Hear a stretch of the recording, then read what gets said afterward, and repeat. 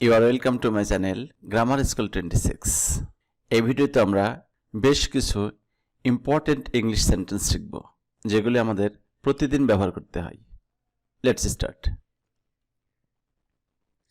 লেখক এত গরিব ছিলেন যে গাড়ি কিনতে পারেননি।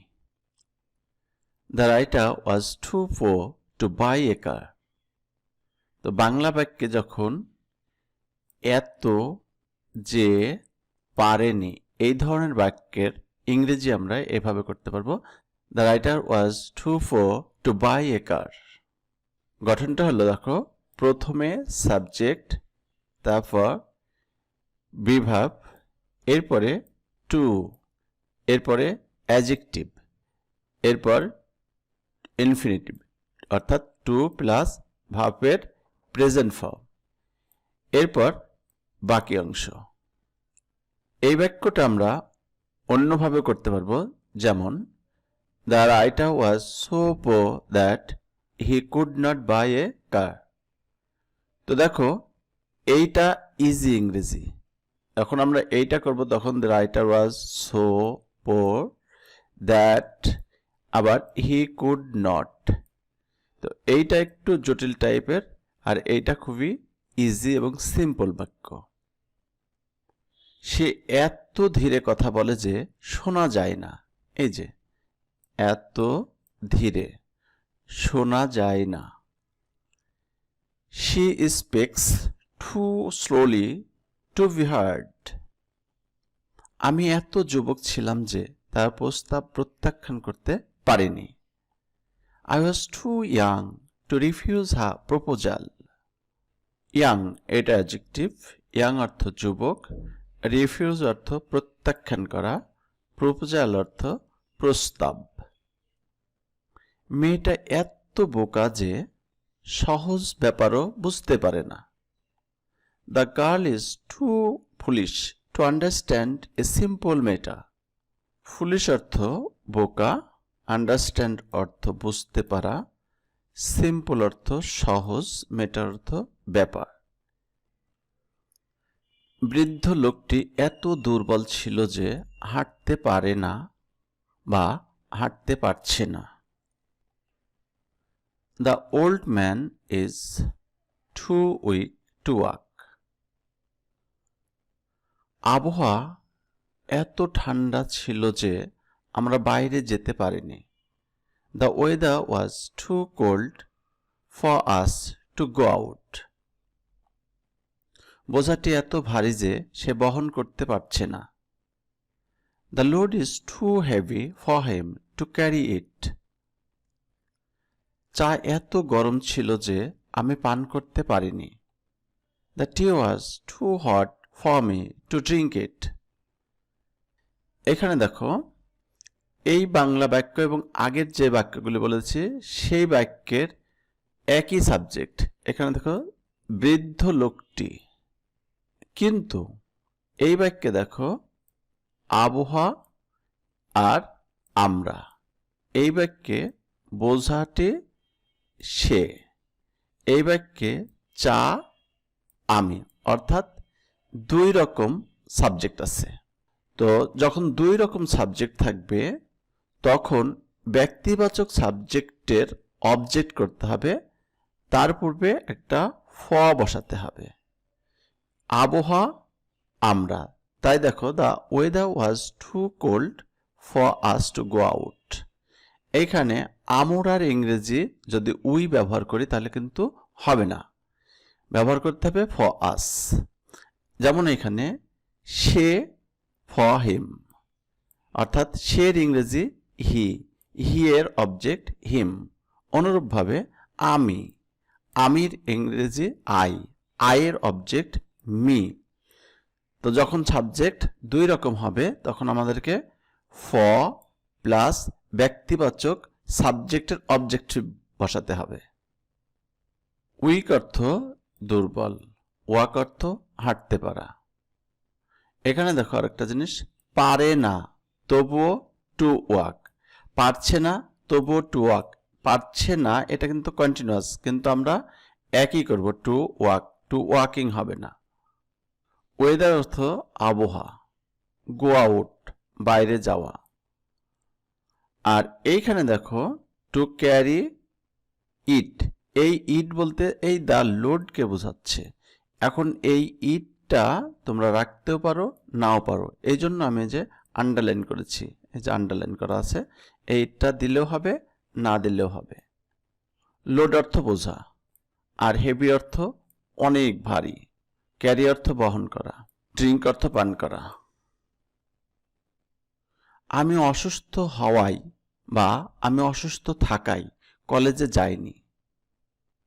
Because of my being ill I didn't go to college. বাংলা বাক্যে যখন হওয়ায় থাকায় থাকে তখন বিকজ অফ এই ফ্রেজটা ব্যবহার করতে হবে। বিকজ অফ এর পরে ওই কারণটা বসাতে হবে, বিং ইল। আর এখানে দেখো আমি, এই আমির পজিটিভ ফর্ম বসাতে হবে। তবে এইটা না বসালে হবে, এখানে মাইটা না বসালে হবে, অর্থাৎ because of being ill I didn't go to college, এটাও হবে। আমি অসুস্থ হওয়ায় বা থাকায় কলেজে যেতে পারিনি। এখানে দেখো যাইনি, আর এখানে আছে যেতে পারেনি। ইংরেজি হবে because of my being ill I couldn't go to college. যাইনি তখন হয় ডিডন্ট গো টু কলেজ, আর যেতে পারিনি, পারার ইংরেজি ক্যান, ক্যানের পাস্ট এটা কুড, তখন হবে কুডন্ট গো টু কলেজ। আমি প্রচণ্ড কুয়াশার কারণে বাইরে যেতে পারিনি। I couldn't go out because of heavy fog. সে অলস হওয়ায় কেউ তাকে পছন্দ করে না। Nobody likes him because of his being lazy. Because of অর্থ কারণে বা জন্য, being ill অসুস্থ হওয়ায় বা অসুস্থ থাকায়, heavy অর্থ খুব, fog অর্থ কুয়াশা, lazy অর্থ অলস। আরও একটা জিনিস দেখো, যখন আমরা বিকজ অফ প্রথমে ব্যবহার করব, অর্থাৎ বিকজ অফ যুক্ত ক্লোজটুকু প্রথমে ব্যবহার করব, তখন আমাদেরকে কমা ব্যবহার করতে হবে। কিন্তু বিকজ অফ যুক্ত ক্লোজটা যদি আমরা শেষে ব্যবহার করি তখন আমরা কমা ব্যবহার করব না। এই দুইটাতে দেখো যে কমা আছে, কিন্তু এই দুইটা বাক্যে কোনো কমা নাই, কারণ বিকজ অফ যুক্ত ক্লোজটা আমরা শেষে ব্যবহার করেছি। আমি নিষেধ করা সত্ত্বেও সে কাজটি করেছে। In spite of my forbidding, he did the work. Bangla বাক্যে সত্ত্বেও যদি এই শব্দটা থাকে তখন আমরা in spite of এই ফ্রেজটা ব্যবহার করব। এই ফ্রেজটার ব্যবহার অনেকটাই বিকজ অফ এর মতোই। দেখো বিকজ অফ এর পরেও পজিটিভ ফর্ম বসে, এটার পরেও পজিটিভ ফর্ম বসে, তারপরে যে ভাব আসবে তার সাথে আইএনজি যুক্ত করতে হবে। ফরবিডিং অর্থ নিষেধ করা। কঠোর পরিশ্রম করা সত্ত্বেও সে উন্নতি করতে পারেনি। In spite of working hard he couldn't prosper. এইখানে আমি একটা হিজ দেইনি, দিলেও হতো in spite of his working hard. আমি এখানে বলেছি যে এই পজিটিভটা দিলেও হবে না দিলেও হবে, এইটা দিয়েছি, এইটাই আমি ব্যবহার করিনি। ওয়ার্কিং হার্ড অর্থ কঠোর পরিশ্রম করা, প্রসপার অর্থ উন্নতি করা। সে স্বাস্থ্যবান হওয়া সত্ত্বেও অলস। In spite of his being healthy he is lazy. লোকটি গরিব হওয়া সত্ত্বেও সৎ। In spite of being poor the man is honest. এখানে দেখো এই যে ইনস্পাইট অফ অবলিক ডিসপাইট ব্যবহার করা হয়েছে, অর্থাৎ ইনস্পাইট অফ এর পরিবর্তে আমরা ডিসপাইট ব্যবহার করতে পারবো। ইনস্পাইট অফ এর পরিবর্তে শুধু ডিসপাইট, ডিসপাইটের পরে কিন্তু অফ ব্যবহার করা হবে না। অর্থাৎ এই বাক্যটার ইংরেজি আমরা এরকম করতে পারবো, despite being poor the man is honest. Healthy অর্থ স্বাস্থ্যবান, লেজি অর্থ অলস, অনেস্ট অর্থ সৎ। আর ইনস্পাইট অফ বা ডিসপাইট অর্থ সত্ত্বেও। আমি যদিও অসুস্থ তবুও কলেজে যাব। Though I am ill I will go to college. বাংলা বাক্যে যদি যদিও, তবুও এইসব শব্দ থাকে তখন আমরা দো ব্যবহার করব। দো অর্থ যদিও, তবুও।